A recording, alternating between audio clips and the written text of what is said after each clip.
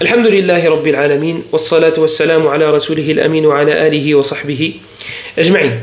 Après nous avoir dit que le Coran était une guidée pour les pieux, Allah subhanahu wa ta'ala commence à nous décrire ces personnes pieuses. Il nous dit subhanahu wa ta'ala alladhina yu'minuna bil ghayb.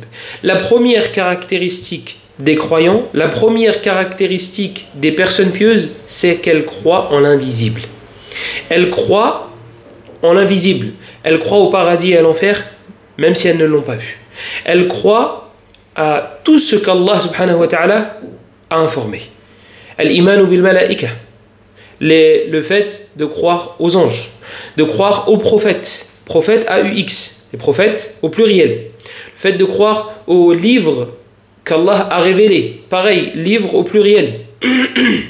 Tout cela, tout ce que nous ma ghaba anna wa qad akhbara Allah azza wa jalla bih fanu'minu bihi. Tout ce qu'Allah subhanahu wa ta'ala nous a informé, tout ce que son messager nous a dit, nous y croyons, même si nous ne l'avons pas vu. Même si nous ne l'avons pas vu. Alladhina yu'minuna bil ghaybi wa yuqimuna as-salah. Et parmi leurs caractéristiques, c'est qu'ils accomplissent la prière.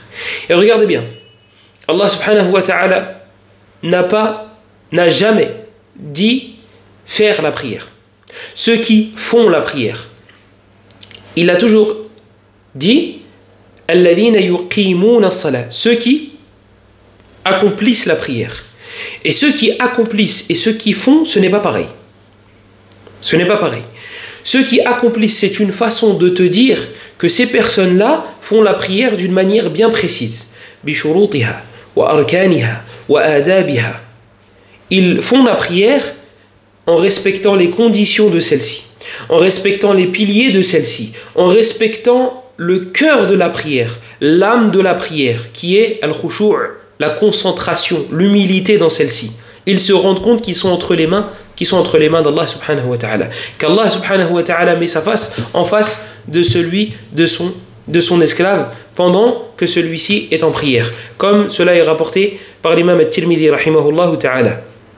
Hadith, dans sa chaîne de transmission, ça passe par Muhammad ibn Ismail al-Bukhari. L'imam al-Tirmidhi, il te dit, m'a informé Muhammad ibn Ismail. Selon Moussa ibn Ismail, selon Aban ibn Yazid, selon Yahya ibn Abi Kathir, selon Abu Sallam, selon Al-Harith Al-Ash'ari radiyallahu anhu. قال النبي صلى الله عليه وسلم إن الله أمر يحيى بن زكريا ب5 كلمات إلى أن قال وأن الله أمركم بالصلاة فإذا صليتم فلا تلتفتوا فإن الله ينصب وجهه لوجه عبده في صلاته ما لم يلتفت. Donc cette prière, elle a une âme. Elle a des outils pour qu'elle ait autant de valeur. Elle a des conditions, des choses à respecter pour qu'elle puisse avoir autant d'impact. L'impact auquel fait référence Allah subhanahu wa ta'ala, par exemple dans le Coran, Inna as-salata tanha 'anil fahsha'i wal munkar. La prière éloigne des turpitudes. La prière, elle est la cause pour t'éloigner des péchés.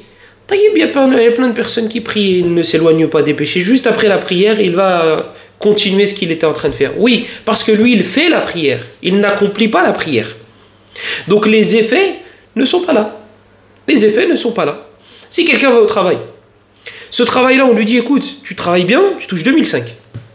Tu touches 2005. Il vient en retard. Il sort avant l'heure. Il ne fait pas le travail correctement. À la fin, il voit sa fiche de paye, il voit 1200 €. Je ne comprends pas. On m'a dit que si je faisais ce travail-là, eh bien j'allais avoir telle paye. Pourquoi j'ai que 1200 ? Pourquoi j'ai que 1200 ? Parce que tu n'as pas respecté les conditions. Tu n'as pas respecté les piliers. Tu n'as pas respecté... Pourquoi on te payerait autant ? Donc Allah subhanahu wa ta'ala, quand il nous dit que la salat éloigne des turpitudes, elle éloigne des péchés, et elle éloigne de telles choses négatives, et qu'elle attire le bien, oui, pour ceux qui accomplissent la prière, pas pour ceux qui font la prière seulement. وقد أشار النبي صلى الله عليه وسلم إلى هذا في عدة مواضع في سنته صلى الله عليه وسلم. فمن ذلك ما رواه الإمام أحمد في مسنده والإمام أبو داود في سننه من حديث عبادة بن الصامت رضي الله عنه قال سمعت رسول الله صلى الله عليه وسلم يقول افترض الله على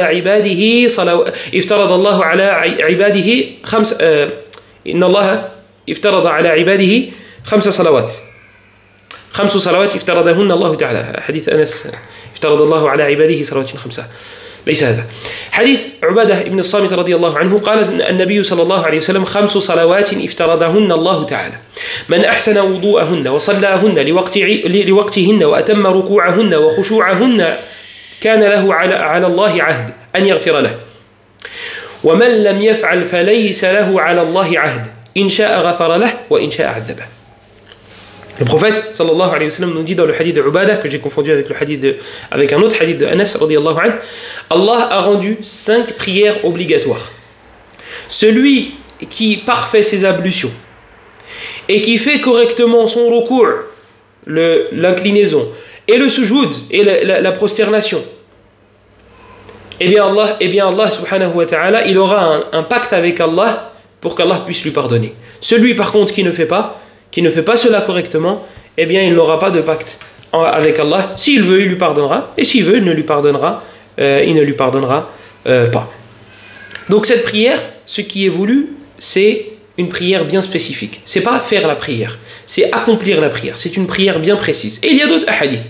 Le prophète sallallahu alayhi wa sallam nous dit dans un autre hadith que l'esclave aura comme récompense de sa prière que la partie durant laquelle il était concentré. قال سبحانه الذين يؤمنون بالغيب ويقيمون الصلاة ومما رزقناهم ينفقون. Allah subhanahu wa ta'ala, il passe à une autre caractéristique concernant les croyants. Il nous dit, concernant les personnes pieuses, il nous dit qu'elles dépensent de ce qu'Allah leur a donné. Elles dépensent une partie. وَمِمَّا رَزَقْنَاهُمْ يُنْفِقُونَ. Ici, la particule min, ça veut dire une partie de ce qu'Allah leur a donné. Comme Allah subhanahu wa ta'ala nous dit dans la même surah يسألونك ماذا ينفقون قل العفو. العفو يعني الزيادة كما في الأعراف حتى عفوا أي كثروا. Ce qui est voulu, c'est ce qui dépasse ce dont tu as besoin. Voilà ce que tu dois dépenser. Voilà ce que tu peux dépenser. Et Allah subhanahu wa ta'ala l'a dit aussi explicitement dans surat al-Isra et dans la surat al-Furqan. ولا تجعل يدك مغلولة إلى عنقك ولا تبسطها كل البسط. Et Allah subhanahu wa ta'ala dit dans surat al-Furqan lorsqu'il fait une panoplie d'éloges envers les croyants, et il les décrit, il dit والذين إذا أنفقوا لم يسرفوا ولم يقتروا وكان بين ذلك قواما. Donc ils ont un entre-deux. Ils dépensent une partie de ce qu'Allah subhanahu wa ta'ala leur a donné. Et le hadith de Sa'd ibn Abi Waqqas radiyallahu anhu, lorsqu'il est tombé malade et qu'il pensait qu'il allait mourir et qu'il voulait donner de ses biens en aumône. Et le prophète sallallahu alayhi wa sallam lui a interdit de faire cela. Et jusqu'à ce qu'il soit arrivé au tiers, et il a dit ath-thuluth wa thuluthu kathir. Il dit si tu veux donner le tiers, donne le tiers. Mais le tiers c'est beaucoup. Donc Allah subhanahu wa ta'ala, ce qu'il veut de nous, c'est qu'on donne une partie de ce qu'il nous a donné, Regardez. وَمِمَّا رَزَقْنَاهُمْ. Et de ce qu'on leur a donné. Ils dépensent de ce qu'on leur a donné. C'est nous. Quand tu dis à tes 2 enfants, prête-lui le jouet que je t'ai acheté. Tu dis à ton fils, prête ce jouet que je t'ai acheté à ta soeur. S'il ne veut pas le prêter, tu lui dis prête le jouet. Il veut pas, c'est moi qui te l'ai acheté. Donc en gros, tu n'es pas gentil parce que tu lui prêtes. C'est moi qui l'ai acheté. Si je veux, je te le prends et je lui donne. D'accord? Et à Allah appartient les plus beaux exemples. Là, Allah, il te dit de donner une partie, juste une partie, de ce qu'il t'a donné, lui, subhanahu wa ta'ala. Puisque c'est lui qui te l'a donné, s'il avait voulu, il t'aurait ordonné de tout donner. Et tu n'aurais pas pu broncher et te rebeller. C'est lui qui t'a donné. Ça lui appartient. Et malgré le fait que ça lui appartienne, il t'a ordonné de donner qu'une partie. Mais pour te rappeler que c'est à lui, subhanahu wa ta'ala, qu'il t'a fait grâce en te donnant, eh bien il te le rappelle lorsqu'il t'ordonne de donner à autrui.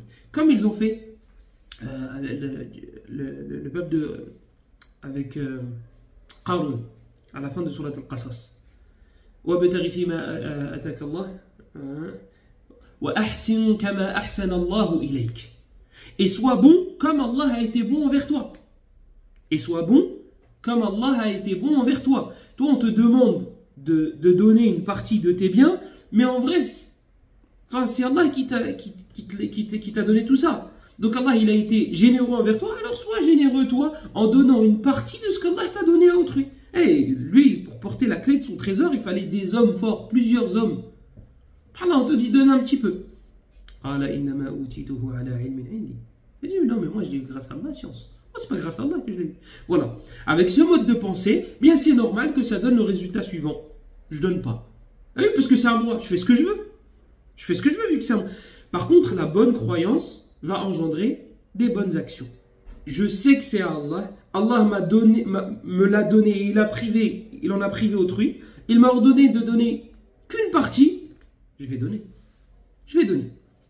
Et vous allez voir le lien entre le fait de croire en l'invisible et le fait de donner. De donner fi sabilillah. طيب ومما رزقناهم ينفقون وهذا يشمل الزكاة الواجبة والنفقات الواجبة والتي لم تجب على الإنسان وإنما هذا من باب التطوع.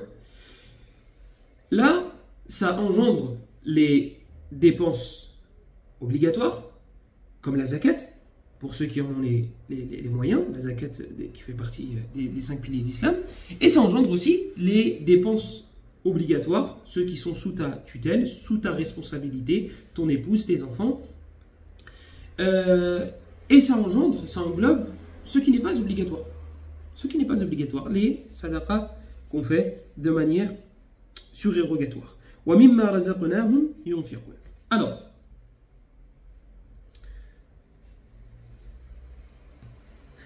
Al-Yaqin, on en parlera, Inch'Allah, lorsqu'on parlera du verset d'après. Ici, on a 3 points qui se sont réunis et qui font partie de plusieurs, on va dire, membres avec lesquels on va donner le droit d'Allah. 3 points différents, 3 membres différents. القيام بحق القلب بحق الله فيما يتعلق بالقلب وهو الإيمان بالغيب والقيام بحق الله فيما يتعلق بالجوارح وهو إقامة الصلاة والقيام بما أوجب الله عليه في أموالنا وهي الزكاة. Ici se sont réunis 3 types de droits qu'Allah a sur nous subhanahu wa ta'ala. Le droit du cœur, l'adoration du cœur, qui est le fait de croire en l'invisible. L'adoration, le droit qu'Allah a sur notre corps. Il a tous les droits, subhanahu wa ta'ala. Mais le droit le plus énorme, en lien avec notre corps, c'est la prière. C'est la meilleure adoration, comme c'est venu dans le hadith de Thawban. استقيموا ولن تحصوا واعلموا أن خير أعمالكم الصلاة. والحديث فيه انقطاع. Donc la prière. Le troisième, c'est le droit qu'Allah a sur nous concernant nos biens. C'est la zakat. Donc en faisant ces 3 adorations-là, tu t'es acquitté de 3 catégories de droits. 3 catégories. وهذا أفاد به الإمام القرطبي رحمه الله تعالى في تفسيره. طيب, maintenant quel est le lien? C'est Al-Qurtubi rahimahullah qui a dit cela dans son tafsir. Quel est le lien entre le fait de croire en l'invisible et le fait de donner la zakat, de s'acquitter de la zakat, de donner des biens, de l'argent ou autre, de la nourriture, des habits, de donner fi sabilillah, de donner pour Allah, même si fi sabilillah c'est en général ça fait référence à la guerre, mais c'est venu dans un hadith que c'était plus général que cela. Ala kulli hal, quel est le lien? Al-Jawab, qala ulama'una, nos savants ont dit que celui qui a de l'argent, ce qu'il va voir là, il a 15 euros là, ce qu'il va voir en posant 5 euros, ce qu'il va voir ici, c'est 10. C'est 10, c'est logique. Taïb. Il en reste 10 là. On prend 5 encore et on donne à celui-là. Là, il reste 5. Taïb. Donc celui qui donne, ça, c'est bien diminue. Ben, pourquoi il va donner? Il va pas donner. C'est bien diminue. Quel fou va faire ça? Personne.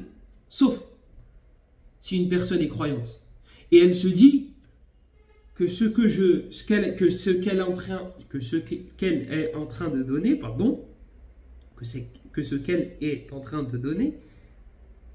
elle va avoir une aide invisible, une aide pour que ses biens augmentent.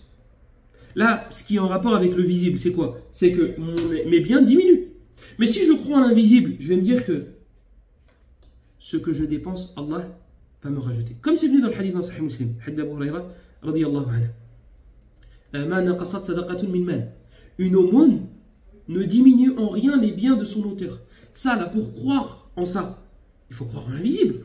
Quelqu'un qui croit qu'au visible, tu lui dis ça, il va dire, mais t'es fou. T'es fou. Moi, j'ai 15 euros, tu enlèves 5 euros, j'ai 10 euros, tu enlèves 5 euros. Tu enlèves 5 euros, il me reste 5. Tu enlèves 5 euros, il me reste rien. Un croyant, tu vas lui dire, j'ai 15 euros, tu as 15 euros, tu donnes 5 euros, Allah, il va te rajouter. Allah, il va comment, pourquoi? Moi, je crois en l'invisible. Moi, je crois en l'invisible. Al-madadu ghaybi. L'aide est invisible. C'est pas palpable. Là, si j'enlève 5 euros, il me reste 10 euros. Tout simplement. Mais pour un croyant, il ne reste pas 10 euros. Il ne reste pas 10 euros. Allah va rajouter. Et ce qui me reste pour de vrai, c'est les 5 euros que j'ai donnés. Comme c'est venu dans le hadith d'Aïcha radiyallahu anha. Comme c'est venu dans le hadith d'Aïcha radiyallahu anha. Parce qu'elle a donné des parties d'une bête en aumône. Et le prophète sallallahu alayhi wa sallam a dit, qu'est-ce qui reste? Et elle, elle a décrit ce qui restait chez elle. Voilà, il reste ça. Le prophète sallallahu alayhi wa sallam a dit non. Ce qui reste, c'est ce que tu as dépensé. Ce qui reste, c'est ce que tu as dépensé. C'est ça les restes. Ala wajhi al-haqiqa. Donc, al-infaq bil-ghayb, al-infaq afwan, wal-iman bil-ghayb, donc le fait de croire en l'invisible et le fait de dépenser, ça a un lien. Ça a un lien. On a dit, li'anna al-madada ghayb. Taïb.